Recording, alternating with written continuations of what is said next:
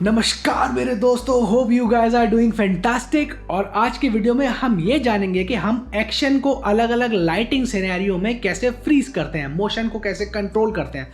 अब भाई जो लोग पहली बार इस वीडियो में आ रहे होंगे वो सोच रहे होंगे ये क्या चल रहा है, मतलब उनके तो सब कुछ ऊपर से निकल रहा होगा। तो गाइस मैं आपको बता दूं कि हम एक बिगिनर फोटोग्राफी सीरीज चला रहे हैं और जिसमें हम एब्सोल्यूट बिगनर, मतलब जो बिल्कुल नए हैं, जिन्होंने अभी अभी कैमरा लिया है या जिनके अंदर अभी अभी इच्छा जागी है फोटोग्राफी सीखने की, उन लोगों की मदद करने की कोशिश कर रहे हैं। इस सीरीज में हम एकदम बेसिक से स्टार्ट कर रहे हैं। सो अगर आप इंटरेस्टेड हैं तो मेरे चैनल पे सब्सक्राइब कर लीजिए और इस सीरीज को शुरू से देखिए, फिर इस वीडियो पे आइए, तब आपको ये कंफ्यूजिंग नहीं लगेगी।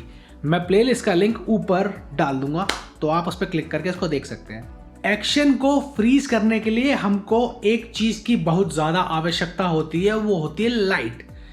अगर आपके सीन में लाइट नहीं है तो आप एक्शन फ्रीज नहीं कर सकते। मतलब वो लाइट नेचुरल लाइट हो सकती है या फिर आर्टिफिशियल लाइट हो सकती है, लाइट होना बहुत ज़रूरी है। तो यही एक कारण है कि जितनी भी एक्शन से रिलेटेड इवेंट्स होते हैं वो मोस्टली दिन में होते हैं, आईपीएल वगैरह को छोड़ के। और आईपीएल का भी एग्जांपल अगर ले लें तो वहाँ पे बहुत बड़ी बड़ी फ्लड लाइट्स लगी होती हैं जिससे सफिशिएंट लाइट निकलती है। तो जैसे कि आप देख सकते हैं कि मैं अपनी सोसाइटी में बाहर हूँ और मेरे कैमरा की एकदम नॉर्मल सी सेटिंग है। मतलब shutter speed 1/200 of a second है, अपर्चर f4 है और ISO 100 है। अब अगर इन सेटिंग के साथ मैं एक्शन फ्रीज करने की कोशिश करूंगा और फोटो लूंगा तो ये फोटो जो आप देख रहे हैं ये दूर से देखने में तो एकदम क्रिस्प लग रही है, लेकिन जैसे आप इसको जूम करेंगे आपको दिखेगा कि ये फोटो क्रिस्प नहीं है और हमारा सब्जेक्ट जो है वो ब्लरी आया है, वो हिला हुआ आया है। सो गाइस पहली चीज तो ये है कि हमको मोशन को कैप्चर करने के लिए अपने शटर स्पीड को बढ़ाना पड़ेगा, क्योंकि एक शटर स्पीड ऐसी सेटिंग होती है जो मोशन को कैप्चर करने में हमको मदद करती है। लेकिन इसका कोई फिक्स रूल नहीं है। मतलब ये नहीं है कि मैं आपको बता दूं कि भाई अगर आप 300 या 500 यूज कर लोगे तो आपका मोशन फ्रीज हो जाएगा। ये डिपेंड करता है आपके सब्जेक्ट के मूवमेंट पे। भाई अगर कोई चीज़ बहुत तेज़ी से चल रही है तो फिर आपको उसके लिए बहुत ज़्यादा शटर स्पीड यूज़ करनी पड़ेगी एज कंपेयर टू कोई चीज़ नॉर्मल चल रही है। तो अपने इस केस में एक भागते हुए इंसान को कैप्चर करने के लिए मैं अपनी शटर स्पीड को बढ़ा के 1250 तक ले जाऊंगा। दिन का टाइम है, कोई दिक्कत नहीं है, कोई अंधेरा नहीं आएगा। और अपर्चर को मैं घटा के 1.8 पे कर लूंगा, क्योंकि अगर थोड़ा बहुत लाइट कम भी होती है तो वो अपर्चर उसको कॉम्पनसेट कर देगा। और फिर मैं फोटो लूंगा। तो आप देख सकते हैं कि जैसे ही मैंने शटर स्पीड को बढ़ाया मेरा एक्शन पूरा हवा में फ्रीज हो गया। और अगर मैं क्लोजअप दिखाऊं तो आप यहाँ पे देख सकते हैं, और ये दोनों फोटो को देख सकते हैं, जो पिछली फोटो थी और इस फोटो थी, कि दोनों में कितना फर्क है, शार्पनेस में कितना फर्क है दोनों फोटोज की। अब बात करते हैं रात को एक्शन फ्रीज करने की। तो गाइस जैसे कि मैंने इस वीडियो के शुरू में ही बताया था कि भाई एक्शन फ्रीज करना है तो लाइट तो बहुत ज़रूरी है। और रात ही एक ऐसा सिनेरियो है जहाँ पे लाइट की सबसे ज़्यादा कमी है। हमारी आंखें जिस तरीके से लाइट देखती है और कैमरा जिस तरीके से लाइट देखता है उसमें बहुत फ़र्क होता है। तो कैमरे को बहुत ज़्यादा लाइट चाहिए होती है।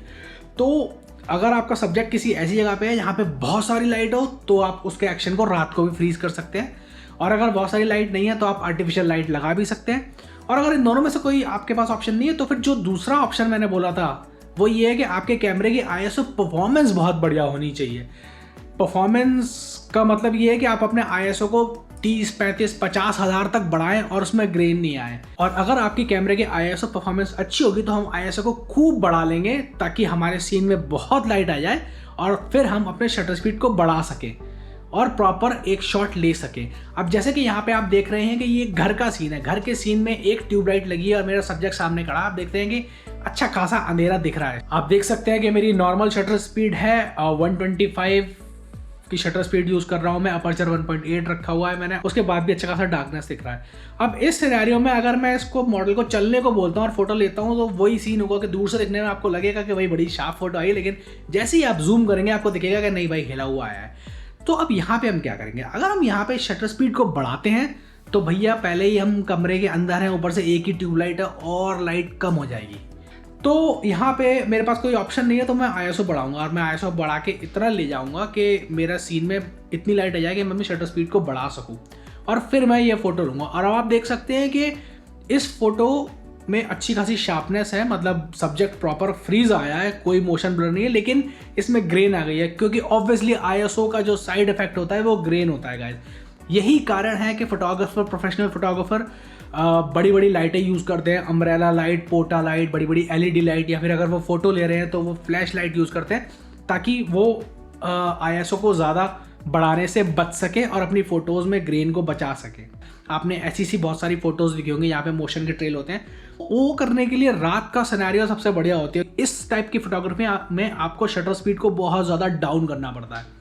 तो अब आप यहाँ पे देख सकते हैं कि रात का टाइम है मेरी सोसाइटी में, और मैंने अपनी शटर स्पीड जो है वो 4 सेकंड पे लाके रखी हुई है, 4 सेकंड पे।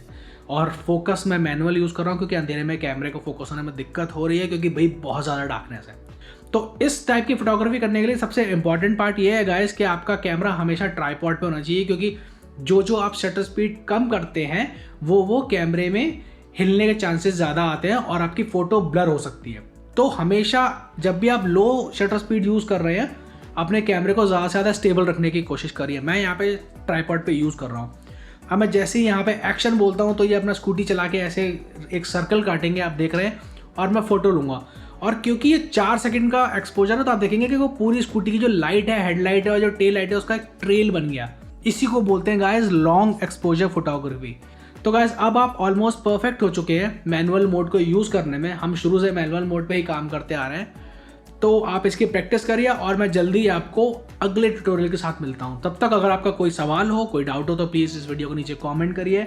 आप मेरे को मेरे इंस्टाग्राम पे फॉलो भी कर सकते हैं। इस वीडियो के एंड में मेरे इंस्टाग्राम का लिंक आ जाएगा, आप वहाँ पे आके मेरे को फॉलो कर सकते हैं। तब तक आप एंजॉय करिए and I will see you soon. Bye bye.